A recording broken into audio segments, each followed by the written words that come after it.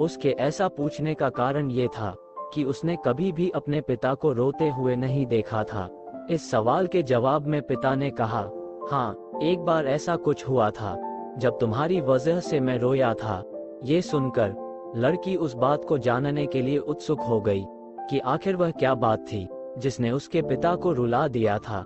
इस उत्सुकता को शांत करने के लिए पिता वह किस्सा सुनाने लगा। बात उस समय की है जब तुम 8 माह की थी। एक दिन मैंने तुम्हारे सामने 3 चीजें रखी, एक पेन, एक सिक्का और एक खिलौना।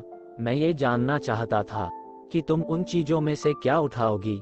उनमें पेन बुद्धिमत्ता का प्रतीक था, सिक्का धन का और खिलौना मनोरंजन का प्रतीक था।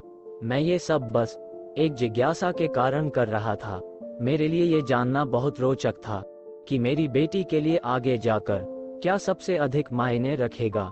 मैं तुम्हारे सामने बैठकर बेसब्री से तुम्हारे अगले कदम का इंतजार कर रहा था।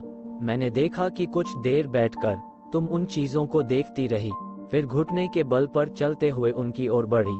जब मैंने तुम्हें आगे बढ़ते हुए देखा तो मेरी धड़कनें मानो रुक सी गई, लेकिन अगले ही पल तुमने उन सभी चीजों को अपने हाथ से एक तरफ हटा दिया और आगे बढ़कर मेरी गोद में चली आई।